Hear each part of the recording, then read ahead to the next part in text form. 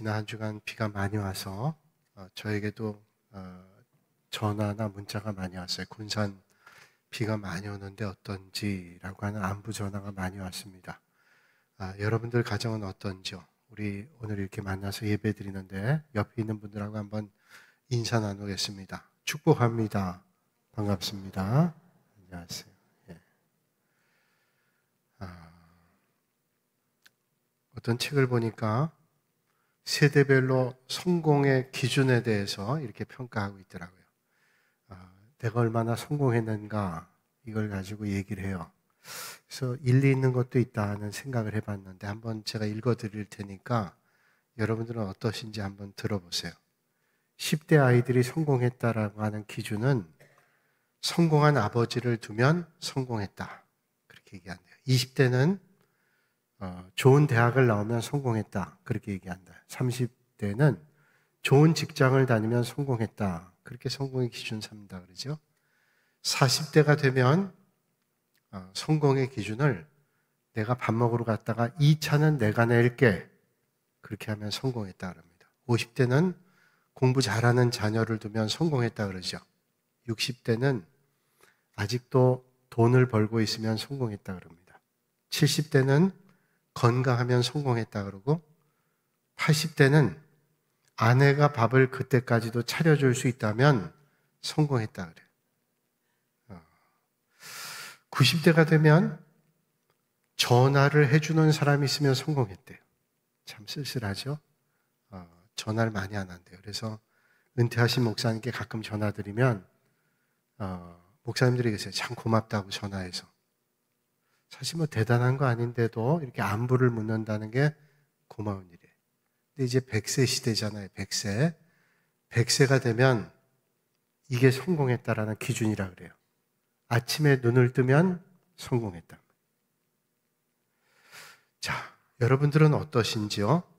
여러분의 성공 기준은 어떤지요?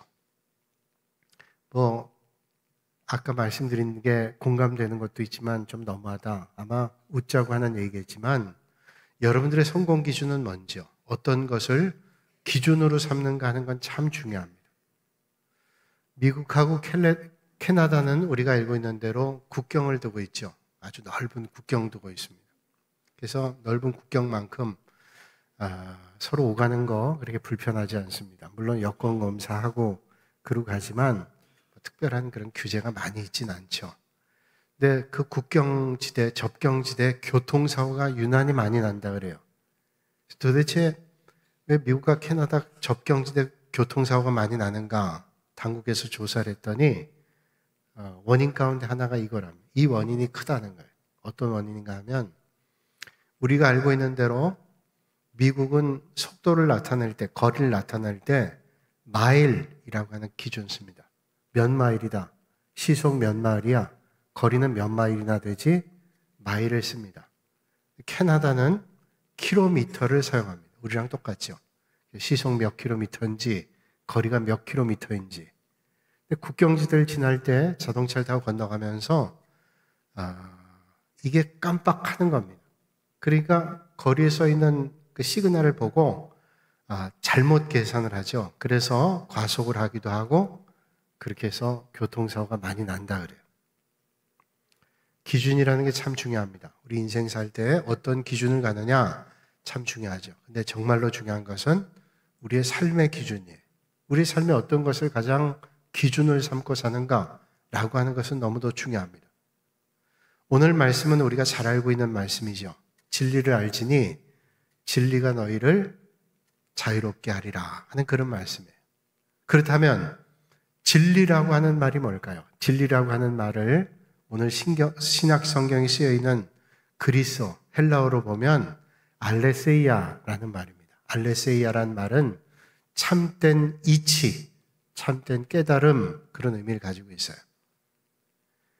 헬라어에 이 진리라는 말을 캐논이라는 말로 쓰기도 합니다. 캐논이라고 하는 말은 척도라는 말이죠. 그래서 우리 성경 66권을 바이블이라고도 얘기하지만 캐논이라고 얘기합니다. 정경. 그 정경이라는 말은 외경이라는 것과 위경이라는 것과 상대적으로 이것이 캐논이다, 정경이다. 척도가 된다라는 거예요. 척도. 그런 의미를 가지고 있습니다. 그러니까 진리라고 하는 것은 시대나 환경이나 사람에 구별되지 않고 공통적으로 기준되는 유일한 기준이 바로 진리라는 거예요. 세월이 가도 사람이 달라져도 시대가 바뀌어도 틀림없어 변하지 않고 영원한 거, 이걸 진리라고 그러죠. 성경은 이 진리의 기준을 하나님께 두고 있습니다. 사람들은 어떤 도덕적, 윤리적 기준 따라 저 사람은 선하다, 악하다 그렇게 얘기도 하지만 하나님께 기준을 둔 우리는 하나님이 보실 때 선하면 선한 것이고 악하면 악한 거예요. 히브리 사람들의 개념에는 선하다고 하는 것이 원래대로 뜻대로 사용되면 선하다 그러죠. 원래 뜻대로 사용되지 않으면 악하다는 거예요. 하나님께서 천지를 창조하시고 참 좋았더라 그렇게 말씀했는데 좋았던 것들이 하나님의 뜻대로 사용되지 않으면 악한 거죠. 하나님께서 절대 진리이시기 때문에. 요한복음 14장 6절에 주님께서 말씀하시기를 내가 곧 길이요 진리요 생명이니 나로 말미암지 않고는 아버지께로 올 자가 없다 그렇게 말씀하셨습니다. 주님께서 진리라는 거예요. 오늘 주님께서 우리의 진리가 되시고 주님 말씀이 우리의 삶의 기준 되시는 여러분들이 되시기를 주님의 이름으로 축복합니다. 오늘 성경 말씀은 예수님께서 예루살렘 성전에 들어가서 성경에 의하면 예수 믿는 사람들과 대화를 나눈 이야기로부터 시작이 됩니다. 오늘 말씀 이전의 배경이 그런 내용이에요. 예루살렘 성전에서 예수 믿는 사람들과 대화를 나누는데 어떤 대화를 나누었는가 하면 죄로부터 자유하게 되는 게 뭔가라는 거예요. 죄로부터 자유하게 되는 거예요. 죄로부터 자유하게 하기 위해서 예수님께서 이 땅에 오셨습니다. 죄로 말미암아 우리가 영 죽을 수밖에 없는 인생이었는데 그 죄의 문제, 죽음의 문제를 해결해 주시기 위해서 예수님께서 이 땅에 오셨죠. 이 땅에 오신 예수님의 목적은 바로 그런 목적이었다는 거예요. 주님께서 예수를 믿은 유대인들에게 말씀하죠. 너희가 내 말에 거하면 참으로 내 제자가 되고 진리를 알지니 진리가 너희를 자유롭게 하리라. 이렇게 말씀해요. 그런데 이 예수를 믿는다고 하는 유대인들이 그 주님의 말씀을 듣자 항변을 합니다. 우리가 아브라함의 자손이라 남의 종이 된 적이 없거늘 어찌하여 우리가 자유롭게 되리라 하느냐. 이게 무슨 말일까요? 아브라함 자손이라는 거예요. 우리는 종이 아니라는 얘기죠. 아브라함 자손이라 우리가 남의 종이 된 적이 없는데 어찌하여 우리를 자유롭게. 우린 누구의 종 된 적이 없다. 구속된 적이 없다는 얘기입니다. 그때 주님께서 말씀하시죠. 죄를 범하는 자마다 죄의 종이라. 종은 영원히 집에 거하지 못하되 아들은 영원히 거하나니 그러므로 아들이 너희를 자유롭게 하면 너희가 참으로 자유로우리라. 자, 이렇게 말씀하시네요. 그러니까 아브라함 자손인 건 맞는데 아브라함의 육체적 자손이라고 영적 자손은 아니라는 뜻입니다. 우리가 죄 가운데 있으면 죄의 종이 되는 것이지 이 죄의 종의 문제를 해결하기 위해서는 예수 그리스도 안에 거해야 된다라고 말씀해 주시는 거예요. 그러면서 주님은 그 유대인들에게 말씀하시기를 너희가 내 말에 거하면 참으로 내 제자가 되고 이렇게 말씀해요. 내 말에 거하면 참으로 내 제자가 된다. 여기에 유대인들은 예수님의 말씀을 믿었다 그러잖아요. 예수님을 믿은 유대인들이라고 말씀했는데 주님께서는 저들에게 말씀하시기를 내 말에 거하면 참으로 내 제자가 된다라는 말은 뭘까요? 그러니까 이 사람들은 아직도 예수님 말씀을 믿었지만은 참 제자는 아니라는 거죠. 그러니까 이 말씀은 그때는 주님이 말씀하시는 걸 믿었지만 근본적으로 이 사람 주님 말씀을 따르는 제자는 못 됐다라는 거예요. 그 정확한 근거는 사실 이 성경 말씀의 구절을 성경이 쓰여져 있는 신약 성경에 쓰여져 있는 헬라어를 보면 원문에 이렇게 되어 있습니다. 너희가 내 말에 거하면 참으로 내 제자가 되고 라는 그 문장의 맨 앞에 만일이라는 단어가 있어요. 만일. 헬라어로 에안이라는 말. 그러니까 오늘 본문 말씀이 뭐냐면 만일 너희가 내 말에 거하면 참으로 내 제자가 되고. 그러니까 아직 그렇게 하지를 못하고 있다는 거예요. 자기 믿은 유대인들은 예수님을 온전하게 주님 믿고 따른 게 아니라 그때는 믿었지만 그러지 못한 소지가 많다라는 거죠. 생각해보면 우리 교회 안에도 여러 부류의 신자들이 있죠. 교인이라고 다 예수님을 구세주라고 믿지 않습니다. 여러분, 교회 나오니까 다 예수님이 구세주다 그렇게 생각한다고 생각하지만 그렇지 않은 분도 있어요. 어떤 분들은 교회 나온 것이 교회 가면 참 좋아, 그래서 그냥 막연히 온 분도 계세요. 또 어떤 분들은 교인들과 교제하는 게 좋아서 교회 나온 분도 있습니다. 교회에 대한 호감을 가지고 교회 나온 분도 있어요. 어떤 사람은 어릴 때부터 어머니 아버지가 교회 가셨기 때문에 따라 나온 적도 있어요.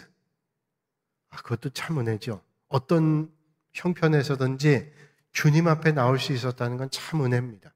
그런데 그렇게 나왔다 할지라도 모두가 주님의 참 제자는 아니란 말씀이에요. 제가 한 19년 전쯤 돼요. 계산해보니까 교회 온 지 얼마 안 됐을 때인데 교회 집사, 서리 집사 임명할 때 면접을 했어요. 이렇게 만나서 서로 이야기 나눴습니다. 근데 이제 집사 임명 받으실 분인데 그분에게 물었어요. 예수님께서 구세주시죠? 예. 그럼 예수 믿는다는 게 어떤 걸까요? 예수 믿는 건 잘 살아야 되는 거죠.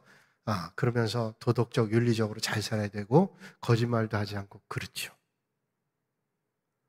근데 그게 전부는 아니잖아요. 그랬더니 예, 그럼 뭘 해야 될까요? 그랬더니 예수 믿는 사람 착하게 살고, 그 얘기만 계속 하시더라고요. 그렇죠. 예수 믿는 사람들이 예수 믿으니까 착하게 살고 도덕적으로도 선하게 살아야 되지만 그게 아니죠. 정말로 중요한 것은 내가 하나님의 자녀로 하나님의 뜻대로 사는 거예요. 하나님 뜻대로. 근데 교회 집사가 되겠다고 하면서도 사실은 잘 모르고 그냥 예수 믿는다고 하는 게 착하게 살고 선하게 사는 게 전부로 생각하는 게 있다라고 하는 것을 생각해 봤어요. 오늘 주님 말씀하시기를 너희가 내 말에 거하면 참으로 내 제자가 돼. 주님 말씀에 거하면 참 제자가 된대요. 그러면 주님 제자란 뭐예요? 만일 너희가 내 말에 거하면 참으로 내 제자가 되고 라고 말씀하시는 게 뭐를 의미할까요? 믿음에 어떤 의미에서는 차원이 있다는 얘기가 아닐까요? 단계가. 여러분, 예배당에 어떻게 나오셨어요? 여러 경로로 나오셨겠죠? 삶의 어려운 일을 만나서 그 문제를 해결하기 위해 나온 분도 계시고, 친구 따라 나온 분도 계시고, 또 어떤 때는 간절한 마음 가지고 나오시고, 믿는 가정이 있었기 때문에 나오시고, 하여튼 어찌됐건 주님 앞에 나올 수 있었다는 것은 주님의 초청이 있었어요. 주님이 초청해 주실 때 마음의 감동을 받고 그 마음에 결단하고 주님 앞에 나왔어요. 첫 번째 단계. 그래서 하나님의 말씀을 교회 와서 듣습니다. 말씀 들으면서 믿음이 생겼어요. 점점 믿음이 깊어져요. 그래서 믿음의 성숙한 자리로 나아가는 분들이 있어요. 여러분, 믿음이라는 것은 교회에 얼마나 오래 나왔느냐 하는 것과 꼭 비례하지 않아요. 정비례하지 않습니다. 물론 교회에 많이 나오면, 오랫동안 나오면 믿음이 생길 가능성이 상당히 높겠죠. 왜냐하면 많이 나온 만큼 말씀을 들을 횟수가 높으니까. 성경은 말씀하시기를 믿음은 어떻게 생기는가 하면 믿음은 들음에서 난다. 그 들음은 뭘까요? 이런저런 잡다한 소리가 아니라 하나님의 말씀을 들음에서 믿음이 난다는. 그러니까 처음에는 이런저런 사정으로 주님 앞에 나왔다 할지라도 하나님의 말씀을 들음으로 믿음이 생겨요. 성숙해지죠. 점점 믿음이 든든해집니다. 그런가 하면 오랜 세월이 갔지만 믿음이 그냥 정지되어 있는 분도 계세요. 교회 나오긴 나왔는데 예배는 드리긴 들었는데 그뿐이에요. 말씀이 들어오지 않습니다. 그러면 믿음이 정지되고, 정지되는 정도가 아니라 뒤로 갑니다. 퇴보해요. 그래서 믿음 생활이 무슨 유익할까? 그리고 교회를 떠난 분도 계세요. 그러니까 처음에 초청받고 믿음이 성장한 사람도 있고 정지되어 있거나 퇴보되거나 교회를 떠난 분도 계시다는 거예요. 그러면 주님의 참 제자가 된다는 말은 어떤 말일까요? 너희가 내 말에 거하면 너희가 내 참 제자가 되고, 이렇게 말씀하잖아요. 그러니까 주님의 참 제자가 된다는 것은 주님의 말씀 안에 거한다는 것이고, 주님의 말씀 안에 거한다는 말은 주님의 말씀에 순종하는 삶을 산다는 거예요. 그러니까 주님 말씀에 순종하는 사람이 주님의 참 제자가 된다는 거예요. 교회 생활하고 어디 이력서를 낼 때 종교란에 기독교라고 쓰고, 그리고 내가 기독교인이라고 생각한다 할지라도 주님 말씀을 우리의 삶의 원리로 삼지 않으면, 하나님의 말씀 따라 살지 않으면 예수님의 말씀 안에 거한다고 할 수 없고 예수님의 제자가 아직은 아니라는 말씀이죠. 예전에 우리나라 사람들이 이민 많이 갔습니다. 미국도 가고 유럽 쪽으로도 가고 갈 수 있는데 남미 쪽으로도 많이 갔어요. 미국에 예를 들면 미국에 이민 가면 왜 미국에 이민 갈까요? 미국에 이민 가는 이유는 뭐 여러 가지 있겠지만 가장 큰 이유가 이 땅에서보단 좀 잘 살기 위해서, 좀 평안하고 많은 걸 누리며 살기 위해서 이민 가지 않겠어요? 왜 더 힘든 데 가겠어요? 잘 살기 위해서. 내가 좀 물질적으로나 삶의 자리에 우리나라 일할 게 별로 없으니 그때는 일하면 내가 일한 만큼 살 거야. 그리고 미국으로 이민 가죠. 미국에 이민 갑니다. 왜 고향과 친척과 여러 가깝고 익숙한 것들을 놓고 떠나겠어요? 미국 가서 편지를 보내죠. 편지를 보내면 제 기억에도 친구들이 이민 가고 가족, 친척들이 이민 가면 편지를 보내요. 그 옛날에. 그 편지에는 틀림없이 이런 사진이 붙었습니다. 가족 사진 보내와요. 근데 그 가족 사진은 거의 자동차 앞에서 찍은 거예요. 여기서는 생각도 못했던 자동차, 큰 자동차를 사놓고 우리는 이렇게 산다 보내죠. 집도 반듯한 집. 몇 년 지나면 그렇게 월세로 살아도 보내는 거예요. 열심히 노력해 살면서 영주권도 받습니다. 또 더 지나면 시민권 받습니다. 시민권 받을 때 심사를 받죠. 필기시험도 보고 면접도 합니다. 면접관이 묻습니다. 이제 미국 시민이 된다면 이 나라를 위해서 살아야 되는데 전쟁이 일어나 전쟁터에 나가게 된다면 미국을 위해서 무기를 들고 나가서 죽을 수 있습니까? 이렇게 물으면 예, 대답해야죠. 예라고 대답하지 않으면 통과 못해요. 그러니까 예라고 대답하죠. 그런데 마음속으로는 무슨 소리 하는 거냐? 내가 미국을 위해서 총칼 들고 싸우다 죽으려고 온 게 아니라 나는 좀 더 여유 있고 평화롭게 살기 위해서 미국에 온 거지 내가 죽으러 온 건 절대로 아니야 라고 얘기한다면 아직도 근본적으로 미국 시민 되는 게 아니지요. 우리가 그렇게 생각해요.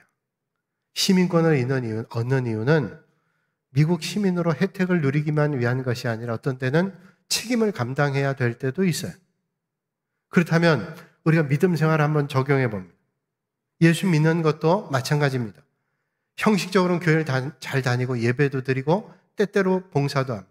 입술로는 먼저 하나님의 나라와 하나님의 의를 구합니다 라고 고백도 하고 세례도 받습니다. 입으로는 얼마든지 그런 고백을 합니다. 그런데 이제 예수 믿으니까 진정한 제자가 되기 위해서 때로는 힘겨운 자리도 가고 섬기다가 욕을 먹기도 하고 비난받기도 하고 세상 일 바쁘지만 먼저 주님의 나라를 위해서 힘써야지 진짜 주님의 제자입니다 라고 얘기한다면 무슨 소리예요? 내가 예수 믿고 내 문제를 해결하고 가정의 공고한 일들이 해결되고 건강의 문제가 해결되고 그리고 물질적인 문제가 해결되고 그러기 위해서 주님 앞에 나왔지 나에게 왜 힘든 일을 요구한다라고 얘기하면 그것도 아직도 주님의 진정한 제자일 수는 없다고 주님 말씀하는. 그러니까 예수를 믿는다고 하는 유대인들에게 하시는 말씀이 그런 말이죠. 너희들이 내 말에 거하면 너희들이 참 내 제자가 된다는 거예요. 진짜 믿는 게 뭐냐? 좋을 때도 주님 따르지만 힘들 때도 주님 따르는 거예요. 그래서 한때 한참 유행했던 책 가운데 팬이냐 제자냐. 나는 도대체 팬인가 제자냐. 거기 대표적인 게 뭐냐? 팬은 뭐예요? 연예인들 팬들은 연예인들이 아주 인기 있고 노래 잘 부르고 뭐 이런 거 잘하면 환호하잖아요. 그런데 금방 등 돌린다는 비난하고.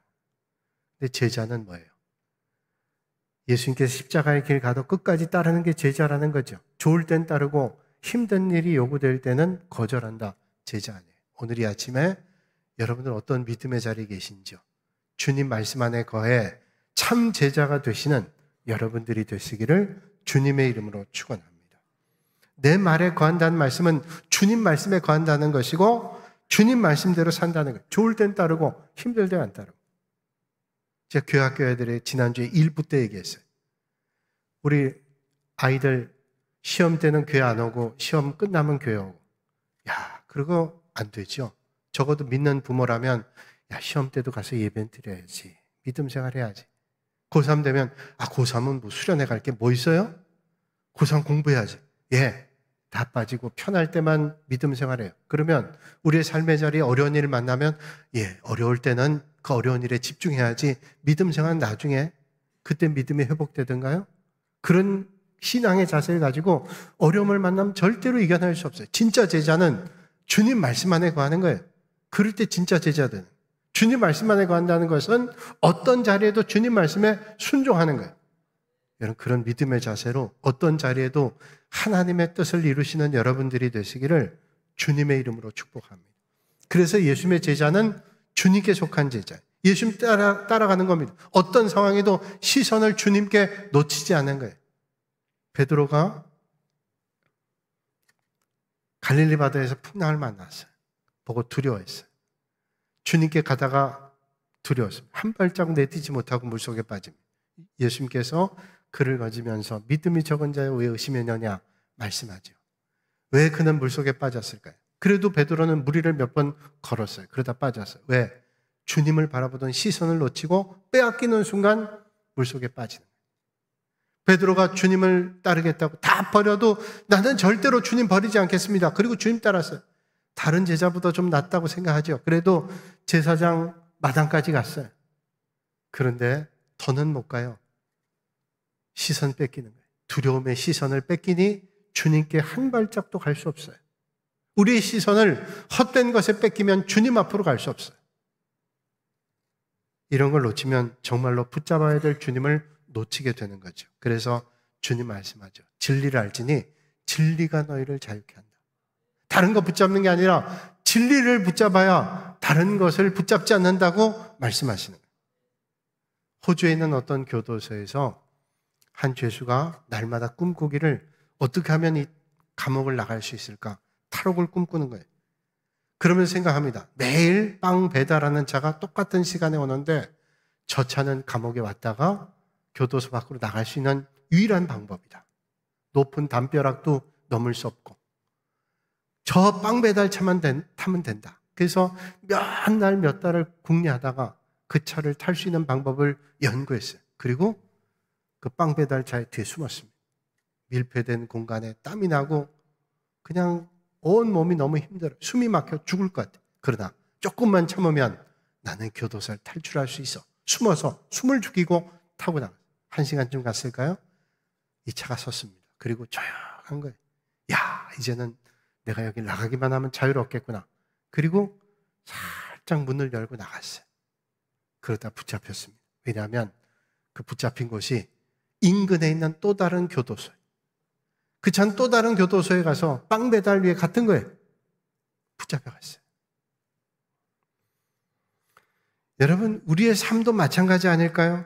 근본적으로 죄의 문제, 영적인 문제가 해결되지 않고 여기에 해결될 길이 있다. 이 문제를 해결할 수 있는 길이 여기 있다. 아무리 달려가도 교도소 밖에 아니에요. 그건 또 다른 교도소일 뿐이에요.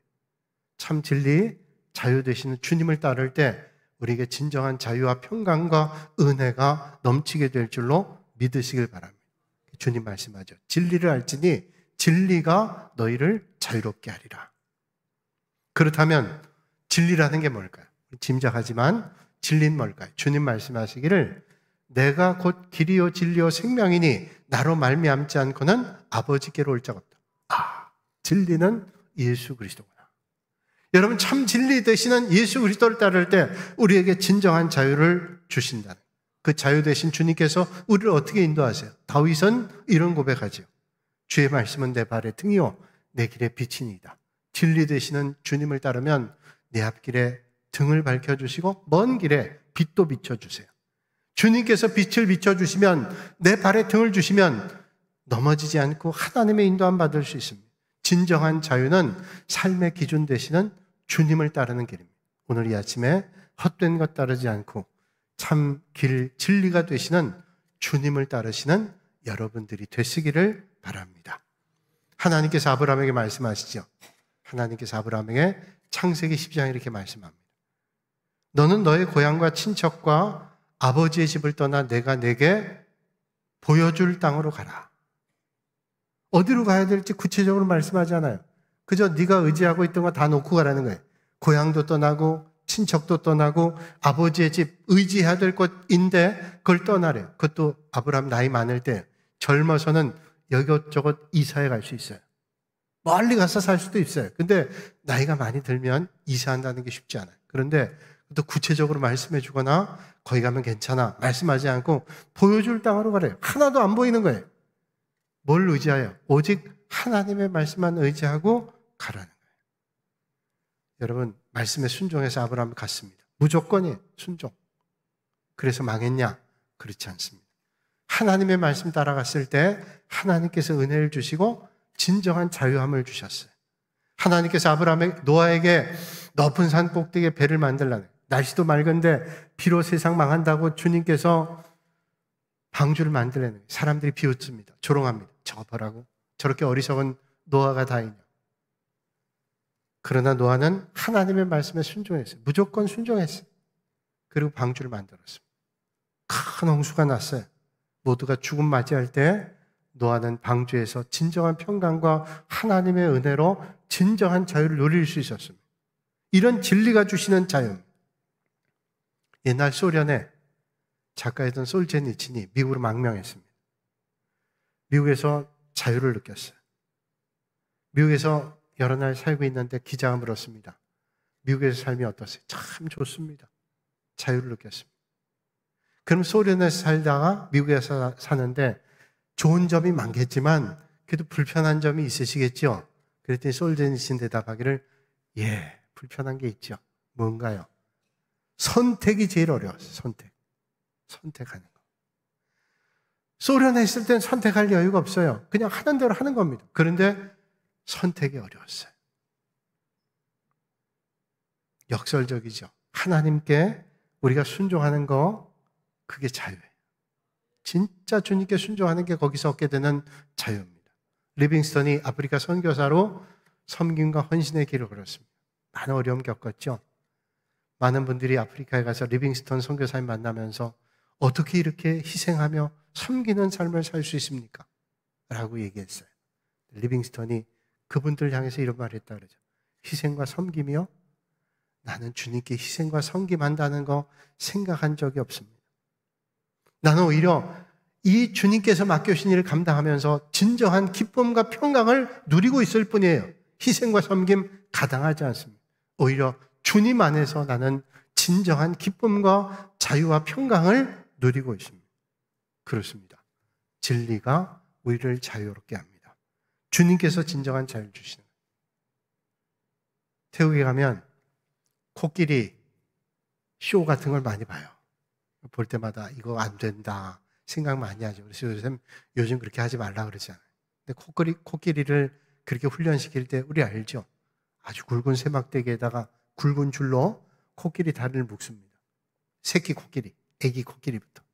애기 코끼리가 그래도 덩치가 있잖아요.